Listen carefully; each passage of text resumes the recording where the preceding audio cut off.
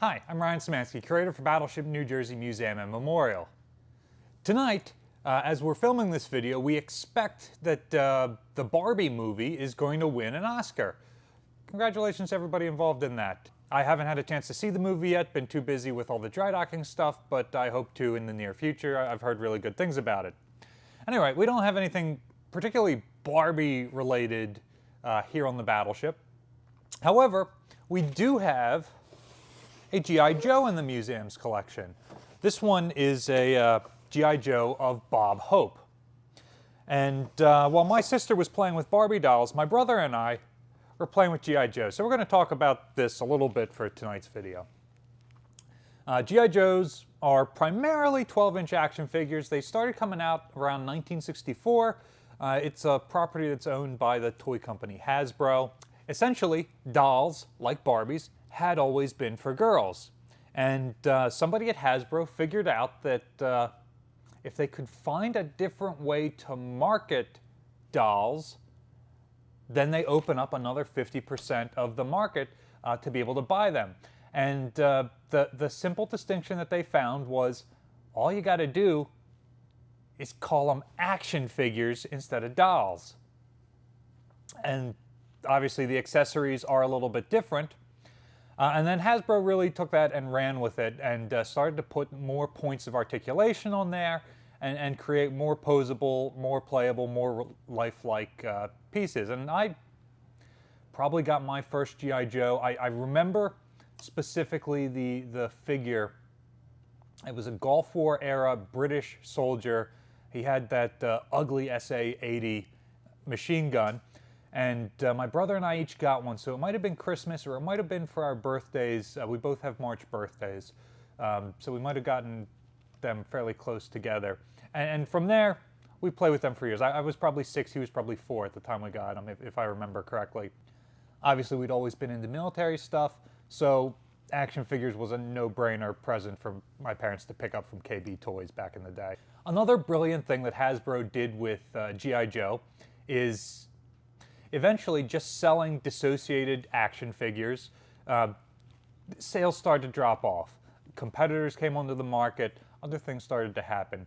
So the big idea that they hit on was to create teams of good characters and bad characters, because you always need an aggressor for your good guys to fight, and then to make a TV show. This sort of marketing had existed earlier with things like comic books, but in terms of creating the animated series that they did in the 80s, it really gave them the chance to characterize the various characters. Initial G.I. Joes were, they had Air Force Man and Army Man and Marine Man and Navy Man. But then you've got 4 different figures total. You sell those figures and you sell a couple of accessory packs, and that's the best you can do. But once you've created different characters out of them, then you can really sell them. It seems like real-life people, historic figures like Bob Hope here, were the next step evolution out of that.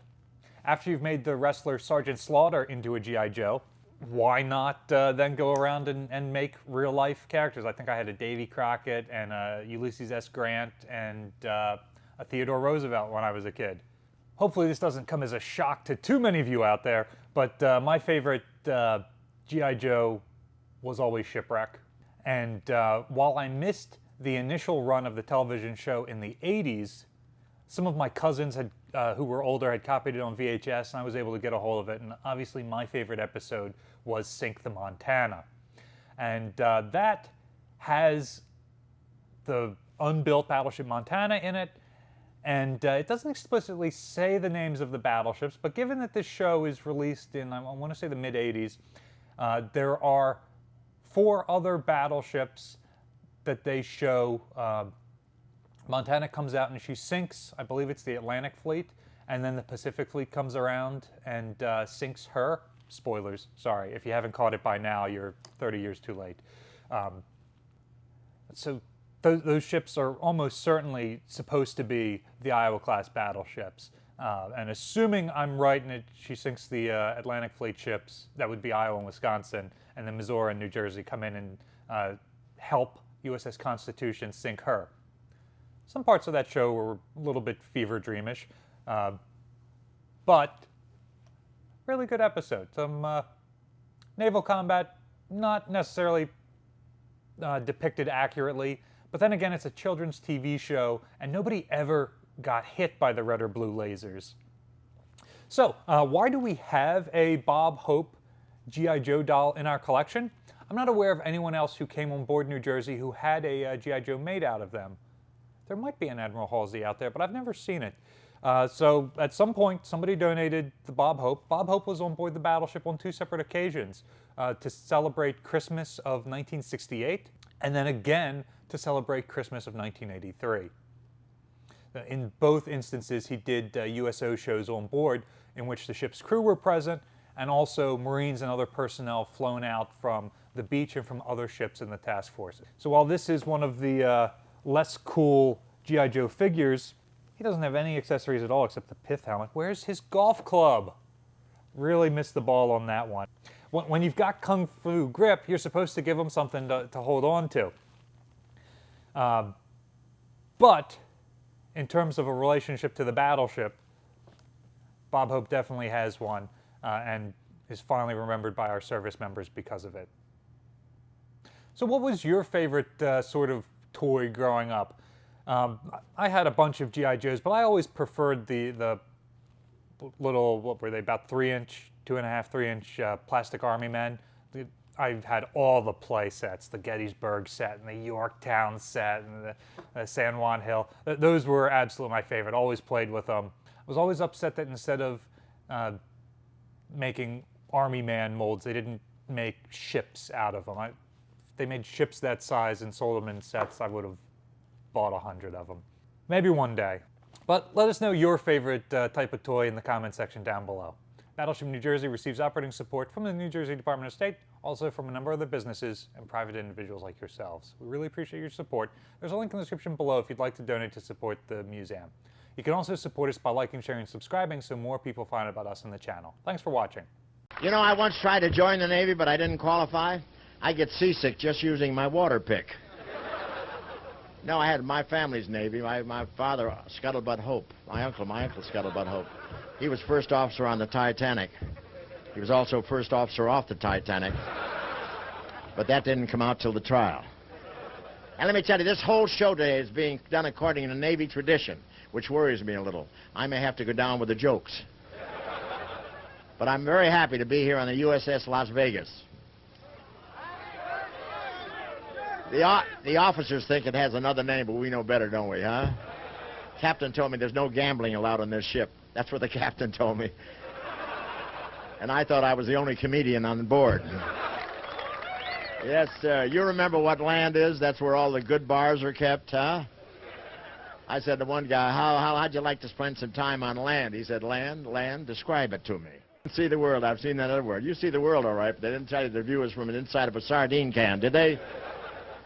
But I have one of the largest suites on board. You can stand up in it. I'll tell you, it's just great. I told Captain Milligan I wanted a room with a bath, and he said, do you want the bath before or after you go to your room? My compartment's right next to the ship's doctor's. I wouldn't mind, but I spent all night listening to voodoo drums.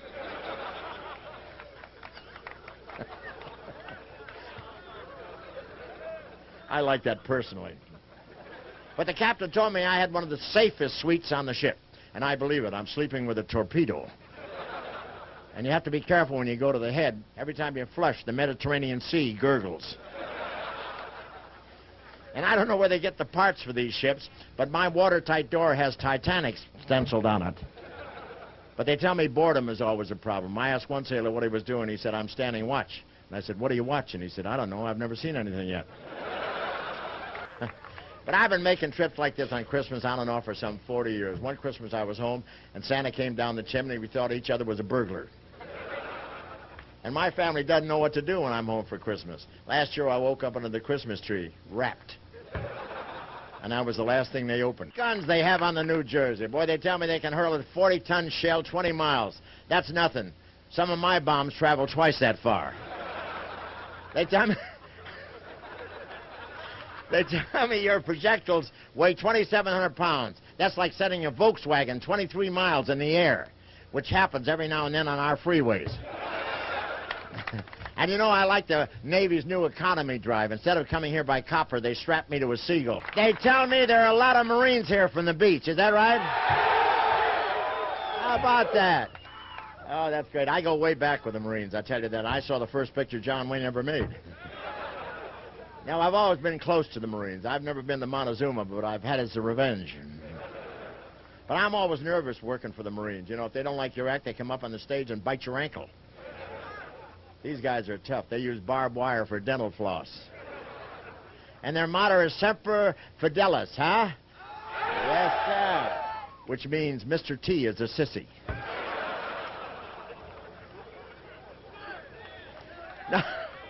No, these guys are really tough. I heard during the last rocket barrage there was a sergeant walking around outside with a catcher's mitt.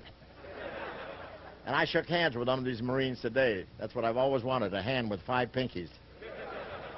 But I love the Marine sergeants. They're the ones with the steam coming out of their ears. Throw that card away, too. After chow the other night, I said to one of them, "Toothpick?" He said, "No, thank you. I'll use my bayonet." I saw one of them walking around covered with medals, and I said, "Aren't they a little heavy?" He said, "No, they'll be even worse when I get a uniform." And the most famous Marine in our family was my uncle, Chesty Hope.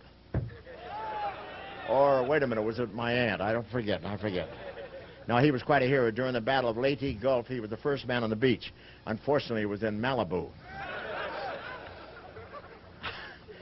But it's great being on this ship. I don't think I made a big hit with the officer of the day who piped me aboard. He just glared when I asked, "Where do we go to play shuffleboard?" Captain Milligan was very impressed with me. As soon as we met, he took me up to the poop deck and made me an honorary poop. I think that's nice. And let me tell you, it's been a while since I've entertained servicemen like this, but Washington told me, if we can bring ships out of mothballs, why not you?